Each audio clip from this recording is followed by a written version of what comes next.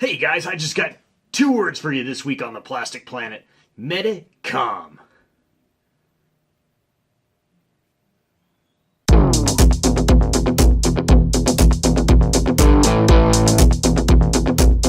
Knickknacks Plastic Planet.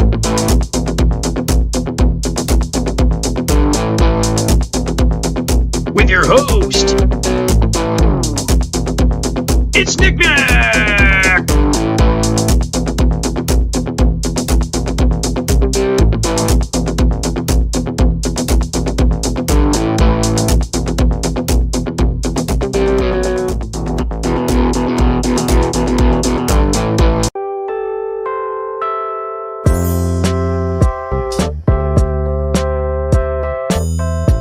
Hey guys, welcome back inside of the Plastic Planet. I am your host, Knickknack, hanging out with you guys today. And who remembers Medicom? That's right, Medicom's 1/6 scale Star Wars line, which is really not in existence anymore. Now Medicom is mostly known for making those horrible premium-esque action figures, all with the weird Mickey Mouse ears things. I don't understand what the hell those things are. Like Kubricks or something, I'm not sure what they are. But nevertheless, I don't buy them, and so Medicom has totally fallen off of my radar as a collector.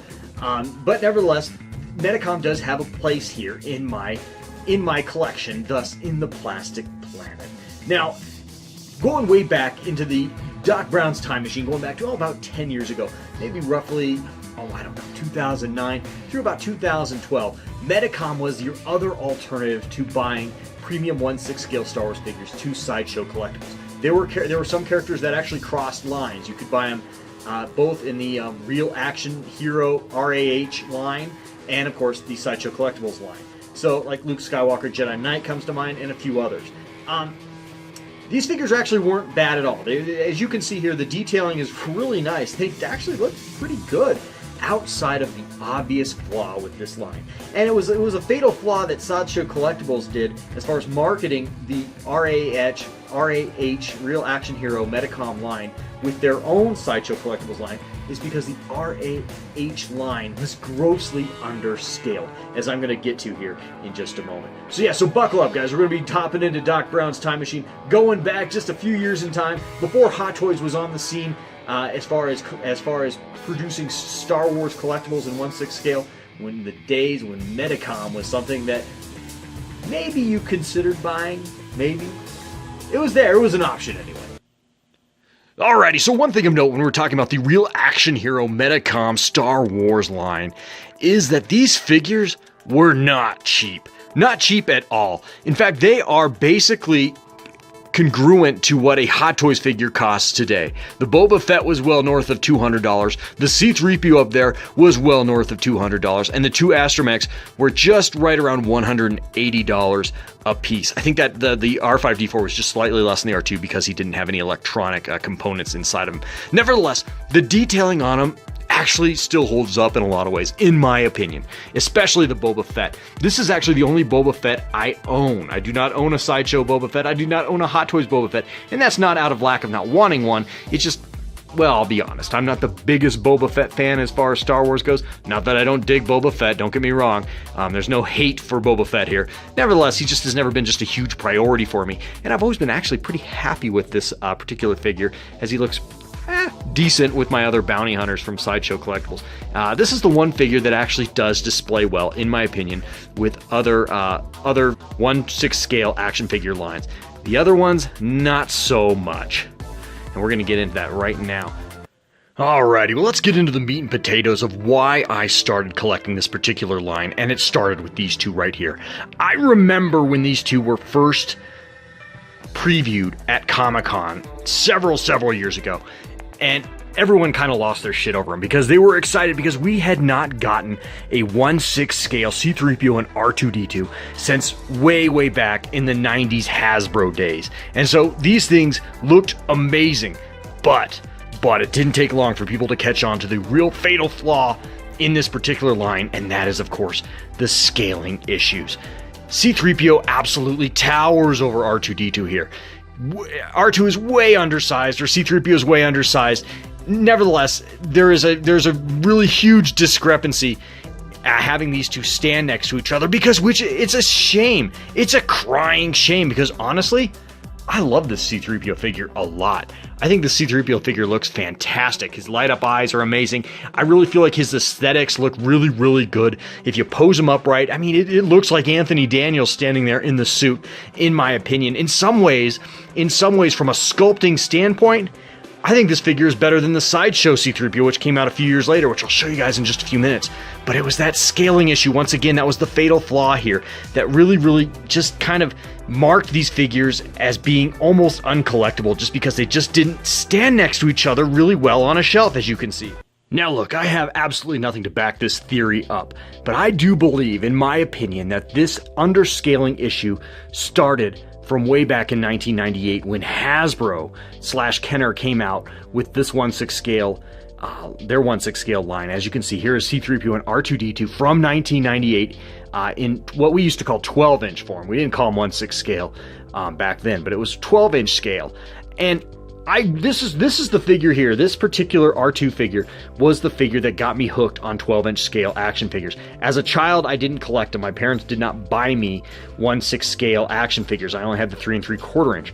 So as an adult collector, I got hooked on 12-inch scale or 1/6 scale action figures from this little guy. This R2 unit, saw him in Walmart one night in college, picked him up, and I just thought he was the most awesome little Star Wars figure I'd ever bought at the time. And then, of course, I got him next to C-3PO and was, well, kind of disappointed because, well, C-3PO himself from the Hasbro/Kenner line, he's kind of a wonky feller, isn't he? He doesn't look quite right. He's got these real, his little side bolts really kind of look Frankensteinish on him. His body shape's wonky. Nothing really looks right with him. And when he stands next to R2, again, he absolutely towers over him. So it's always been kind of my theory that the sculptors for the RAH line, Medicom line, looked at this set as their model base and not a studio example when they designed these guys, because they look very, very similar as far as scale goes. Now, I have nothing to prove that, and that may not be actually the case, but it looks really suspicious to me. And of course, the same could be said with R5-D4. Pictured here is the RAH Medicom version with the old 1998 Hasbro/Kenner version next to the RAH Medicom Boba Fett. Again, R5-D4 is kind of a bulky, taller astromech as far as astromechs go, if you're going off of the studio examples, or as he's seen on screen in A New Hope, and in the other Star Wars films as well, the R5 line of astromech droids. But here, again, they're just slightly undersized as far as their statue compared to other characters. In this case, it's Boba Fett. And so you can see that example lived on from Hasbro to the RAH line. In my opinion, I think that this is like the forerunner for this, and this continued scaling mistake came across the decade here, because there's about 10 years separating these figures, if not more. And of course, it was just a scaling mistake that just continued onward until Sideshow finally corrected it when they finally came out with their own Star Wars droids just a few years ago. Alrighty, but it wasn't until 2015, almost 10 years after Sideshow Collectibles started producing 1/6 scale Star Wars action figures, that the complete failure of the RAH Medicom line was complete. I mean, look at the complete and utter failure in scaling here when you compare these two figures together. I mean, the R2-D2s, the Sideshow Collectibles R2-D2 absolutely towers over the little tiny Medicom. It's just not even a fair comparison. I mean, the quality here is just off the charts better for Sideshow Collectibles, as you can see. However, I will say that outside of the scaling issues, in many ways, I actually do prefer aesthetically the look of the Medicom C-3PO to the Sideshow Collectibles. I'm not sure what it is exactly, and I can't even put my finger on it. But for whatever reason, I just kind of think the Medicom just kind of captured C-3PO just a tad bit better. And that's just my opinion, and please feel free to share yours below in the comments section.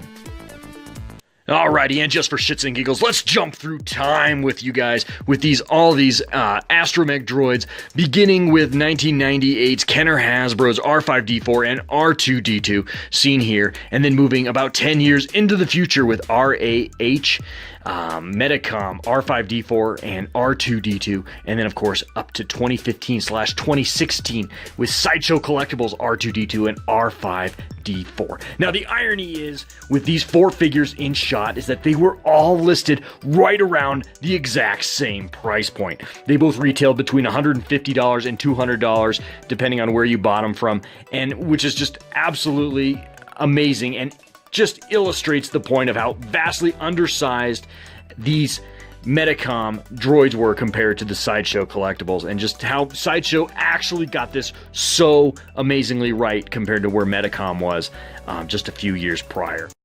So at the end of the day, the RAH Medicom Star Wars action figure line, for better or for worse, wasn't a total disaster. I mean, the aesthetics and the sculpting on these figures are actually pretty damn good, and in some cases, they are excellent. It's just the scaling that totally throws this entire line into the trash. It's a lot like eating at Applebee's. I mean, you know what, Applebee's has a decent drink menu. The food can be actually kind of tasty depending on what night you go, you know, and who's preparing the food in the back, but nevertheless, it can be tasty at times, but you do get that sticker shock at the end of the night, don't you? Applebee's is actually kind of expensive to eat at, and just like Medicom figures, who are also pretty darn expensive, there are better alternatives out there for your dollar. Yes, RAH are a lot like eating at Applebee's, because at the end of the night, even though the food is decent, even though the drinks are nice, even though the service was okay, you're still just eating at fucking Applebee's, aren't you?